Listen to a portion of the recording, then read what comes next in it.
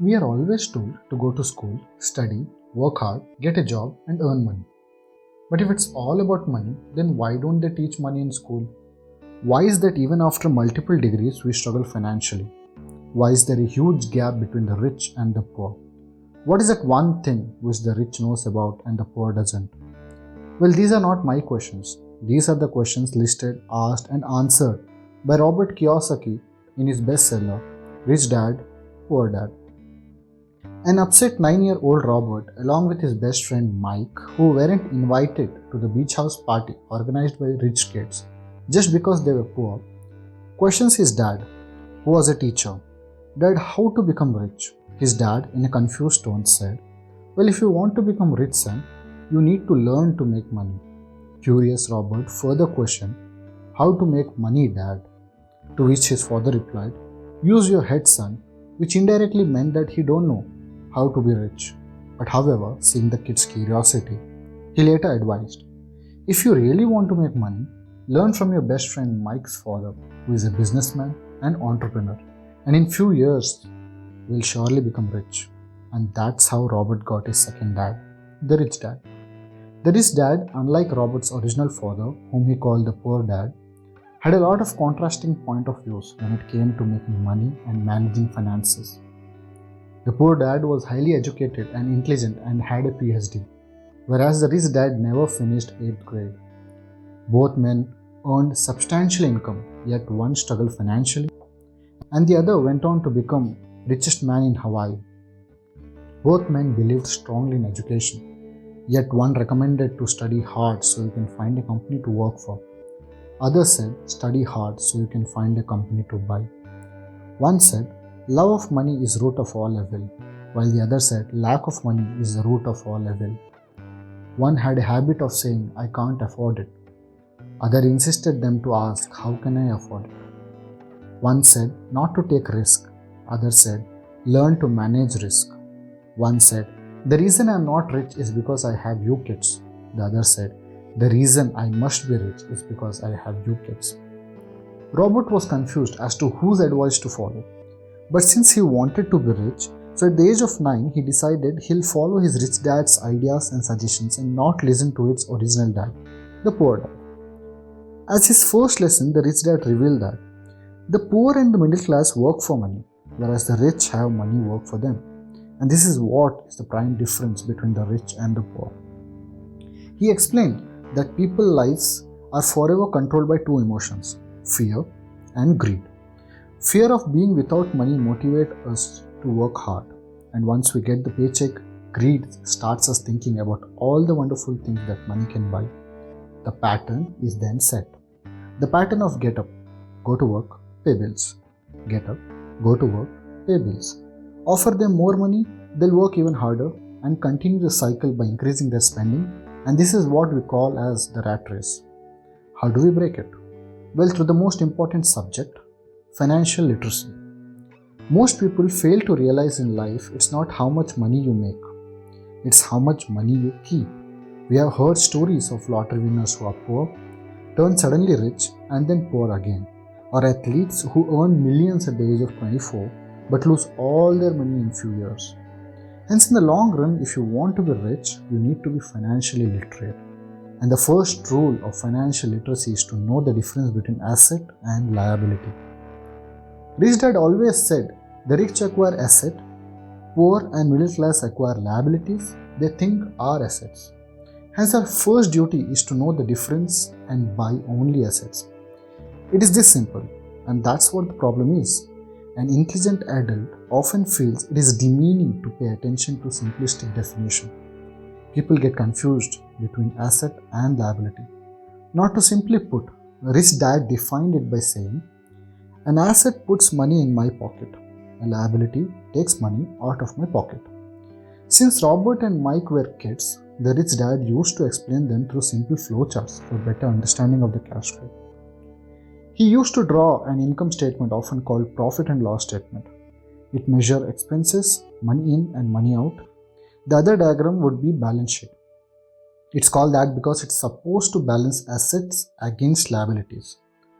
So since asset put money in your pocket, Asset column of the balance sheet adds into your income and liability column adds into your expenses. If you see a poor person balance sheet, he has a single source of income, which is his job, which gets spent entirely through his expenses. A middle class person, however, has a higher salary, again single source, but has now also got himself into debt due to car loan, home loan, credit card, education loan, which adds on to his expenses, and in the process he never accumulates assets. Coming to the rich man's cash flow chart, his assets contributes to his income like real estate, stock, bonds, royalties, which apart from taking care of his expenses makes him reinvest the money that is saved. In short, these simple cash flow diagrams tells how a person handles money. Let's take a real life scenario. Consider a newly married couple just coming out of a marriage expense. But the good news is they are both earning.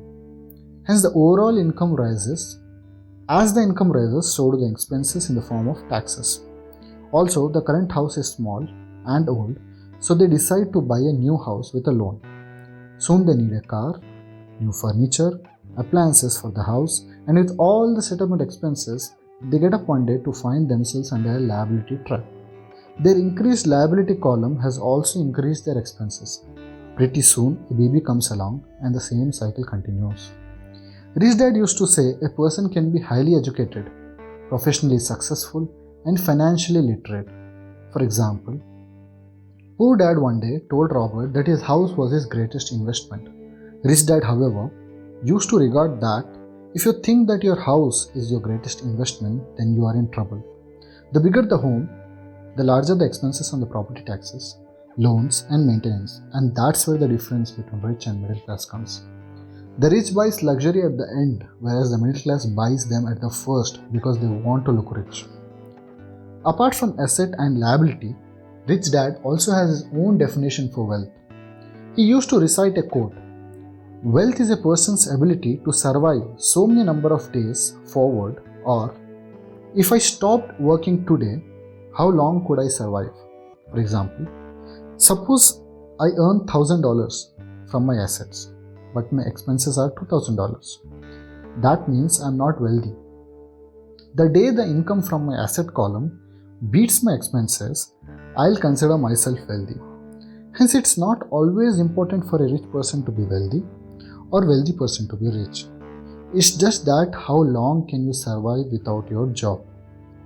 The other important lesson Rich Dad taught Robert was to minding your own business, which means to maintain a side income, be it in the form of business or through buying assets. The problem with school is you often become what you study. So if you study cooking, you become chef. If you study law, you become attorney, MBBS, doctor, BE, engineer, which is good and needed. But the mistake what most people do is they get so busy that they forget to mind their own business.